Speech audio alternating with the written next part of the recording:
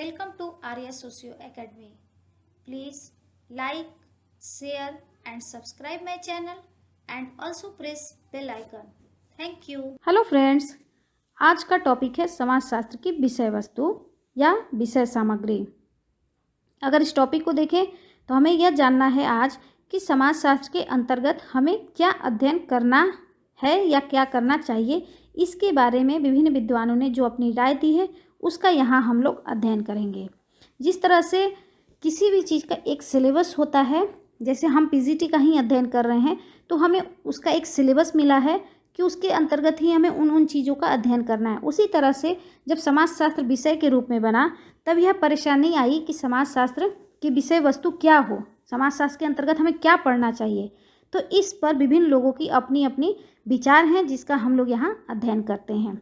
सबसे पहले इंकल्स महोदय ने अपनी एक विचार रखा कि हमें समाजशास्त्र की विषय वस्तु को निर्धारित करने के लिए 3 पथ को अपनाना चाहिए, 3 तरीकों को अपनाना चाहिए। यहाँ उन्होंने 3 तरीकों की बात की है तो उसकी भी हम लोग थोड़ी यहाँ चर्चा कर ले। पहला पथ वो कहते हैं ऐतिहासिक पथ। इसके अंतर्गत समाजशास्त्र की विषय वस्तु ज्ञात करने के लिए हमें उन समाजशास्त्रियों के लेखकों का अध्ययन करेंगे।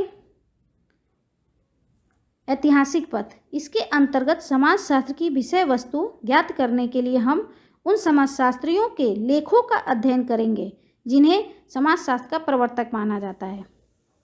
इनके अनुसार ये बता रहे हैं कि हम इतिहास में देखेंगे कि जो समाजशास्त्री हैं, जो महत्वपूर्ण समाजशास्त्री हैं, जिन्होंने समाजशास्त्र की नींव रखी है या जिन्होंने समाजशास्त्र में महत्वपूर्ण योगदान दिया है, उनके लेखों को हम देखें कि वो समाज में क्या बताना चाहते थे।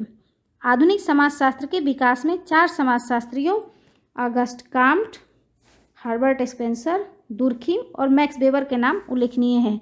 जिस तरह से काम्ट महोदय ने सामाजिक स्थितिकी और सामाजिक गतिकी को महत्वपूर्ण माना, उन्होंने बताया कि समाजशास्त्र के अंतर्गत हमें सामाजिक स्थितिकी अर्थात परिवार, विवाह, संस्थाएं, संगठन इत्यादि और सामाजिक गतिकी, उसमें कैसे परिवर्तन होता है, क्या उनके भी संबंध है, कैसे वो प्रकार करते हैं, इस चीज़ का अध्ययन करना। तो इन सब चीज़ों को उसी तरह से स्पेंसर ने उद्योग विकास को महत्वपूर्ण दिखाया, सावयवी के समाज को सावयव के रूप में बताया। दुर्खिम ने समाज को सामाजिक तथ्य के रूप में समझा। मैक्स वेबर ने वेस्टहेन पद्धति को महत्वपूर्ण माना। तो इस तरह से हम जो पुराने समाजशास्त्री हैं जिनका समाजशास्त्र में बहुत महत्वपूर्ण योगदान रहा है, उनके अध्ययन के आधार पे, उनके लेखों के आधार पे हमें यह निर्णय करना चाहिए कि समाजशास्त्र का विषय वस्तु क्या होगा। तो ये हो गया ऐतिहासिक पथ। दूसरा आता है इनका अनुभविक पथ।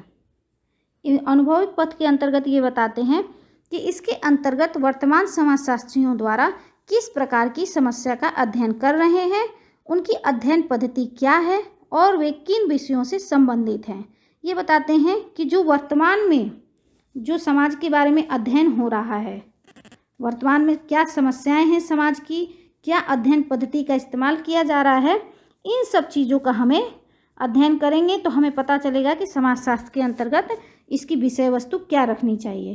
तो ये अनुभव के जो वर्तमान से संबंधित है, इसके आधार पर ये बताते हैं कि इसके आधार पर हमें समाजशास्त्र की विषय वस्तु को ध्यान में देना चाहिए। तीसरा ये बताते हैं विश्लेषणात्मक पथ।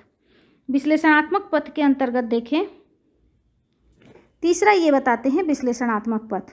विश्लेषणात्मक पथ के अंतर्गत ये कह रहे हैं हम यह तर्क दे सकते हैं कि न तो समाजशास्त्र का नींव डालने वालों ने और न ही वर्तमान में समाजशास्त्र जो कर रहे हैं वह समाजशास्त्र का उचित तरीका है।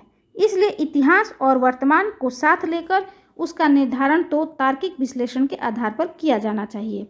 ये कहते हैं कि हमें ना ही इतिहास और ना ही वर्तमान को देखना है, बल्कि दोनों को लेकर एक तार्किक विश्लेषण के रूप में जो निष्कर्ष निकलता है उसके आधार पर समाजशास्त्र की विषय वस्तु का निर्धारण करना चाहिए। तो यहाँ हम लोगों ने इंकल्स के कुछ विचार देखे।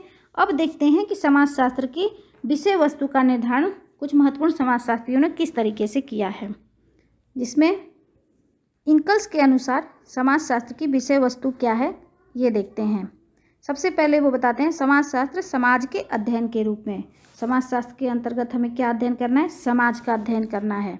वे बताते हैं समाजशास्त्र को समाज के किसी एक अंग का अध्ययन न कर संपूर्ण समाज का अध्ययन करना चाहिए। वो कहते हैं कि समाज के किसी एक पार्ट का, किसी एक समाज का अध्ययन हमें नहीं करना है, हमें पूरे समाज का अध्ययन करना है। अर्थात इसके विश्लेषण की इकाई संपूर्ण समाज होना चाहिए। अर्थात संपूर्ण समाज को हमें एक इकाई के रूप में मानकर उसका अध्ययन करना है। दूसरा है समाजशास्त्र संस्थाओं के अध्ययन के रूप में। वे कहते हैं कि चूंकि संपूर्ण समाज ही समाजशास्त्र की अध्ययन की इकाई है, अभी इन्होंने ऊपर कहा कि हमें एक इकाई के रूप में अध्ययन करना है, इसलिए इसके अंतर्गत परिवार, चर्च, स्कूल एवं राजनीतिक दल जैसी संस्थाएं समाजशास्त्र की विशिष्ट विषय वस्तु हैं। अर्थात जब हम समाज का अध्ययन करेंगे तो उसके अंतर्गत हमें परिवार, चर्च, स्कूल, राजनीतिक दल, आर्थिक संस्थाएं इत्यादि कई तरह की संस्थाएं आती हैं जिसका भी हमें उसके अंतर्गत अध्ययन करना है। इसके बाद वो बताते हैं कि समाजशास्त्र सामाजिक संबंधों के अध्ययन के रूप में, पहले हम समाज के रूप में अध्ययन करें, फिर उसकी संस्थाओं का अध्ययन करें, फिर उसके संबंधों का अध्ययन करें। ये कहते हैं कि जिस प्रकार समाज संस्थाओं का जटिल व्यवस्था माना जाता है, उसी प्रकार से संस्थाएं सामाजिक संबंधों की जटिल व्यवस्था मानी जाती है। अर्थात समाज का निर्माण जब देखते हैं हम, समाज का निर्माण कई तरह की संस्थाओं से मिलकर बना होता है। ये कई तरह की संस्थाएं, इनसे मिलकर अगर समाज बना है तो उसी तरह से इन संस्थाओं के अंदर भी कई तरह की संबंध होते हैं। इन संबंधों के जटिल व्यवस्था का भी हमें अध्ययन करना है। अगर ये समाज है, समाज ये संस्थाओं से मिलकर बना है, तो समाज संस्था के अंतर्गत जो संबंध हैं उनका भी हमें अध्ययन करना है।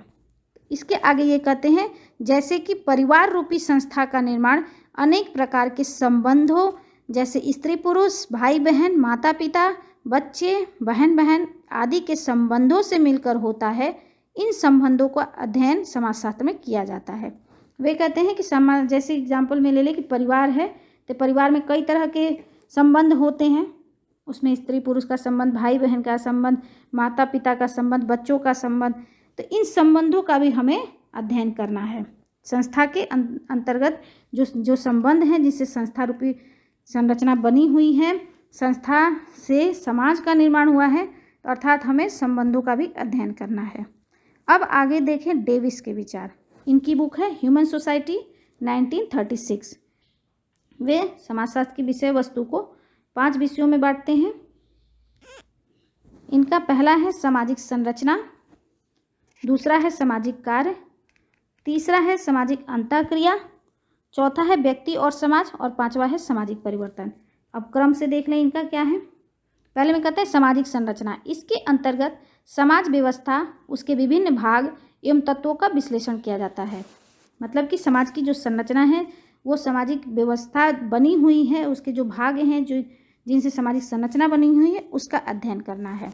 दूसरा सामाजिक कार्य, सामाजिक व्यवस्था की मूलभूत आवश्यकताएं कौन कौन सी हैं तथा सामाजिक संरचना इन्हें किस प्रकार से पूरी करती है। समाज के संगठन एवं उनके कार्य के बीच आंतरिक संबंध होता है। मतलब कि सामाजिक संरचना के बाद सामाजिक संरचना किस तरह से जो बनी है उन तत्वों के बीच में किस तरह से संबंध है, किस तरह से वे कार्य करते हैं। अर्थात समाजशास्त्री भाषा में जो सामाजिक संरचना के तत्व हैं, सामाजिक संरचना के अंग हैं, उनके प्रकारों का भी हमें अध्ययन करना है। तीसरा है सामाजिक अंतःक्रिया। सामाजिक अंतःक्रिया, इसके अंतर्गत सहयोग, संघर्ष, पारस्परिक उद्दीपन, सामूहिक प्रतीक, समारोह एवं अनुष्ठानों का सामूहिक व्यवहार में क्या स्थान है का अध्ययन किया जाता है। बताते हैं कि समाज में जो हमारी अंतःक्रिया है, सहयोग है, संघर्ष है, उद्दीपन है, प्रतीक है, समारोह है, सामाजिक अनुष्ठान है इत्यादि, इन सब का भी हमें इसके अंतर्गत अध्ययन करना है। व्यक्ति और उसका समाज, चौथा है डेविस के अनुसार। वे बोलते हैं कि इसके अंतर्गत इस बात का अध्ययन किया जाता है कि किस समाज से मानव व्यक्तित्व समाज की उपज है। अर्थात समाज का किस तरह से व्यक्ति पर प्रभाव पड़ता है और व्यक्ति किस तरह से समाज को प्रभावित करता है, इसका भी हमें इसके अंतर्गत अध्ययन करना है। पांचवा ये है कि सामाजिक परिवर्तन, सामाजिक परिवर्तन कैसे होता है, इसके कारक या बाधक कौन है, इसकी माप कैसे होती है इत्यादि का अध्ययन करना है। तो ये हो गए डेविस के विचार। अब देखें दुर्खीम के विचार। दुर्खीम के अनुसार, दुर्खीम ने समाजशास्त्र की विषय वस्तु में सामाजिक तथ्यों के अध्ययन पर विशेष जोर दिया है। उन्होंने समाजशास्त्र की विषय वस्तु को 3 भागों में बांटा है। इस पे कई तरह के क्वेश्चंस आते हैं आपको कि जैसे दुर्खिम के अनुसार समाजशास्त्र की विषय वस्तु क्या है, उसका क्रम लगाइए, या इंकल्स के अनुसार समाजशास्त्र की विषय वस्तु क्या है, या इंकल्स ने समाजशास्त्र को विषय वस्तु को निर्धारित करने के लिए कौन कौन से पथ बताए हैं। तो इस तरह से क्वेश्चंस बनते हैं। तो यहाँ आप इन सब सवालों के जवाब मिल सकता है। दुर्खिम के अनुसार देखें तो विषय वस्तु में सबसे पहला आता है सामाजिक स्वरूप शास्त्र, जिसे आकारिकी कहते हैं, सोशल मॉर्फोलॉजी। इसके अंतर्गत वे बताते हैं कि समाज के आकार को प्रभावित करने वाले तत्व, जिसके अंतर्गत भौगोलिक कारक, जनसंख्या आदि का अध्ययन किया जाता है। वे बताते हैं कि समाजशास्त्र को प्रभावित करने वाले जो तत्व हैं, जैसे भौगोलिक कारक हैं, जनसंख्या है, इस चीज का हमें अध्ययन करना है। दूसरा बताते हैं सामाजिक शरीर शास्त्र। इसमें समाज रूपी शरीर का निर्माण करने वाले विभिन्न अंग जैसे धर्म, नीति, भाषा, कानून, परिवार आदि का समाजशास्त्रीय दृष्टिकोण से अध्ययन किया जाता है। मतलब कि जो समाज रूपी जो संरचना बनी हुई है, इसके जो अंग हैं उसका हमें अध्ययन करना है। जैसे समाज में धर्म, भाषा, कानून, परिवार, जो विभिन्न तरह की संस्थाएं हैं, उन सब से मिलकर जो समाज बना हुआ है उनका हमें अध्ययन करना है। इसके बाद आता है इनका सामान्य समाजशास्त्र। इसमें सामाजिक तथ्यों के सामान्य रूप का पता लगाने एवं उन सामान्य सामाजिक नियमों को ज्ञात करने पर जोर दिया जाता है, जो सामाजिक जीवन की स्थिरता एवं निरंतरता की दृष्टि से आवश्यक है। दुर्खिम ने इस शाखा को समाजशास्त्र का दार्शनिक अंग कहा है। वे कहते हैं कि समाजशास्त्र का जो स्वरूप बना है, जो सामाजिक व्यवस्था जो दिख रही है, उसमें कौन कौन से नियम काम करते हैं, उसकी स्थिरता कैसे बनी हुई है, इस चीज़ का भी हमें अध्ययन करना, मतलब सामाजिक व्यवस्था कैसे बनी हुई है इसका भी हमें अध्ययन करना है। दुर्खिम ने इस शाखा को समाजशास्त्र का दार्शनिक अंग कहा है। कभी कभी यह क्वेश्चन भी आता है कि जब सीक्वेंस लगाना होता है कि दुर्खिम के अनुसार समाजशास्त्र का विषय क्षेत्र क्या है, विषय वस्तु क्या है, तो इसके अंतर्गत यहाँ सामान्य समाजशास्त्र न लिखकर दार्शनिक समाजशास्त्र भी लिख देता है। तो इसलिए कन्फ्यूज़न नहीं होना है, जनरल सोशियोलॉजी को ही वो समाजशास्त्र का दार्शनिक अंग कहते हैं। अब गिन्सबर्ग के अनुसार देखें तो ये समाजशास्त्र की विषय वस्तु को 4 तत्व सम्मिलित करते हैं। पहला है सामाजिक आकारिकी, सोशल मॉर्फोलॉजी, ये भी बताते हैं। इसमें समाज के आकार तथा स्वरूप को निश्चित करने वाली विशेषताओं जैसे जनसंख्या का घनत्व एवं आकार का अध्ययन किया जाता है, जो सामाजिक संरचना के निर्माण में सहयोग देते हैं। अर्थात गिन्सबर्ग के अनुसार अब हमें ये भी कहते हैं कि हमें सामाजिक संरचना का अध्ययन करना है, जिसमें जनसंख्या का घनत्व हो सकता है, और सामाजिक संरचना के निर्माण करने में जो भी तत्व हैं, समूह, संबंध, आपकी संस्थाएं इत्यादि, इन सभी का भी हमें अध्ययन करना है। दूसरा आ गया सामाजिक नियंत्रण। सामाजिक नियंत्रण के अंतर्गत वे बताते हैं कि समाज को नियंत्रित करने वाले तत्व जैसे जनरीति, प्रथा, परंपरा, लोकाचार, कानून, रुचि, नैतिकता, धर्म, फैशन आदि का अध्ययन किया जाता है। अर्थात समाज पे किस तरह से नियम कानून बनते हैं, समाज में कैसे अनुशासन है, कैसे एक समाज व्यवस्थित है, इस पर कैसे लोगों के व्यवहारों पे नियंत्रण किया जाता है, इन सब का भी हमें अध्ययन करना है। इन सब पे जैसे जनरीति, प्रथा, परंपरा, लोकाचार, इस सब के माध्यम से समाज के लोगों के व्यवहारों को नियंत्रित किया जाता है। तो इन सब का भी हमें इसके अंतर्गत अध्ययन करना है। तीसरा है सामाजिक प्रक्रियाएं। इसमें व्यक्तियों एवं समूहों के बीच होने वाली विभिन्न अंतःक्रियाओं का अध्ययन किया जाता है। व्यक्ति और समूहों के बीच जो अंतःक्रिया होती है उसका भी हमें यहाँ अध्ययन करना है। ये अंतःक्रियाएं ही सामाजिक संबंध का आधार हैं और इन्हीं अंतःक्रिया से सामाजिक संबंध बनते हैं, जिसके अंतर्गत सहयोग, संघर्ष, प्रतिस्पर्धा आदि का अध्ययन किया जाता है। तो यहाँ हम सामाजिक प्रक्रियाओं का भी अध्ययन करना है। चौथा है इनका सामाजिक व्याधिकीय। इसमें समाज को विघटित करने वाली या सामाजिक समस्याएं उत्पन्न करने वाली परिस्थितियों या दशाओं का अध्ययन किया जाता है। मतलब कि समाज में जो विघटन है, जो विचलन है, वो कैसे है, समाज में समस्याएं कैसे उत्पन्न हो रही हैं, उन परिस्थितियों का अध्ययन करना है।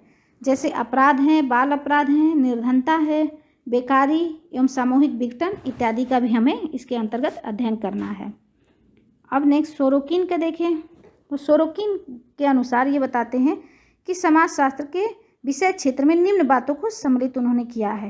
पहला है सामाजिक घटना, मतलब कि समाज में चाहे वो धार्मिक घटना हो, राजनीतिक घटना हो या सामाजिक घटना हो, आर्थिक घटना हो, कुछ भी हो, इन सभी घटनाओं का हमें अध्ययन करना है और इन घटनाओं का ये कैसे एक दूसरे से संबंधित हैं इसका भी हमें अध्ययन करना है। और दूसरा है सामाजिक घटना के प्रभाव। सामाजिक घटना के प्रभाव में ये बताते हैं कि भौगोलिक घटनाएं और सामाजिक जीवन पर उनका प्रभाव, जो घटनाओं का क्या असर होता है हमारे सामाजिक जीवन पर, इन सब का भी हमें अध्ययन करना है।